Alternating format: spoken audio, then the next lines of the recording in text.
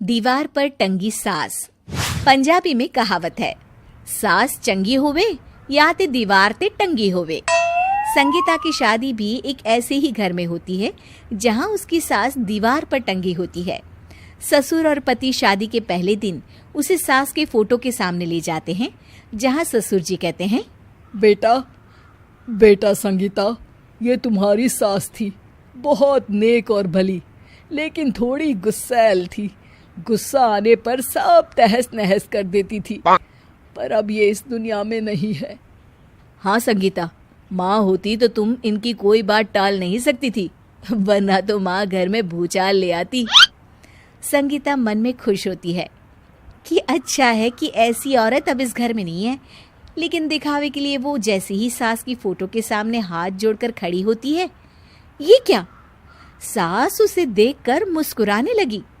संगीता आंखों को मलकर एक बार फिर से देखती है, लेकिन फिर सास के चेहरे का भाव, भंगिमा यानी एक्सप्रेशन बिल्कुल बदले होते हैं। वो अपने पति और ससुर को कहती है, माँ की तस्वीर तो स्माइल कर रही है। ना ना बेटी, ये कैसे संभव है? जरूर तुम्हें कोई गलती हुई होगी, ऐसा कैसे हो सकता है? लगता है तुम शादी की सारी फॉर्मेलिटी करते करते थक गई हो, तुम्हें आराम की जरूरत है संगीता। खैर, सारे संगीता की बात को इग्नोर कर कमरे में चले जाते हैं।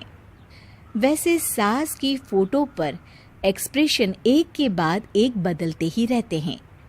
सुबह होती है, पति और ससुर को काम पर भेजकर संगीता कमरे की सफाई करने में लग जाती है कि तभी उसे आवाज आती है, टेबल ठीक से साफ करो। ऐसे भी कोई टेबल साफ करता है? इससे अच्छा तो ये गंदा ही था। किसी औरत की आवाज सुन संगीता दंग रह जाती है और सोचने लगती है कि आवाज कहाँ से आई।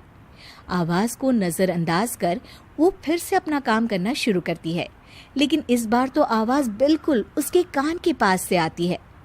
मेरा घर है ये, जब तक मैं थी चमका कर रखती थी, हर एक चीज शीशे की तरह थी। तुम्हें तो ना सफाई आती है ना कुछ पता है। क्यों तुम्हें मेरे घर की जिम्मेदारी दे दी गई है? पता नहीं तुम में मेरे बेटे को क्या दिखाई दिया।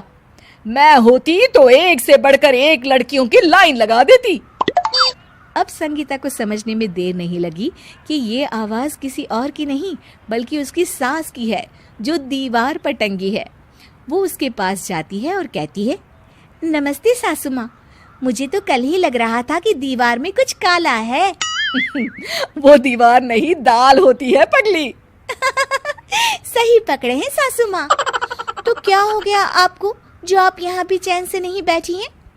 सुना मैंने आपका व्यवहार काफी गुस्से वाला था।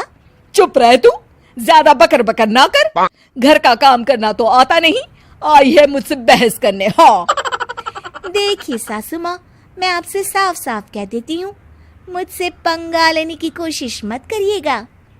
तभी पीछे से संगीता का पति आता है। अरे संगीता, किससे बात कर रही हो? कौन है वहाँ? संगीता की सास की फोटो फिर से पहले जैसी हो जाती है। आपकी माँ से कह रही थी कि मुझे काम करना आता। अरे संगीता, माना सास के ताने हर बहू को अच्छे लगते हैं, लेकिन यहाँ तो माँ है ही नहीं, तुम तो फोटो से ही। तुम भी लाजवाब हो संगीता। किसी को विश्वास नहीं होता कि संगीता अपनी मरी हुई सास की फोटो से बात करती है। वहीं आए दिन संगीता की सास संगीता को किसी न किसी बात पर आते जाते ताने देती। संगीता को भी अब सास के तानों और उनसे बात करने की आदत हो गई। वो कभी खानदान की कहानी तो कभी तीज त्योहार कैसे मनाए या किसी व्यंजन की रेसिपी सास से ही पूछती। सारा दिन घर में अकेली संगीता की सास अब उसके लिए तानों के साथ पक्की साथी की तरह भी रहने लगी थी, जो किसी और को नहीं बल्कि संगीता को ही सुनाई देती। तो देखा आपने, सास बहू का रिश्ता हर रिश्ते से ऊपर होता है, फिर चाहे वो खट्टा हो या मीठा।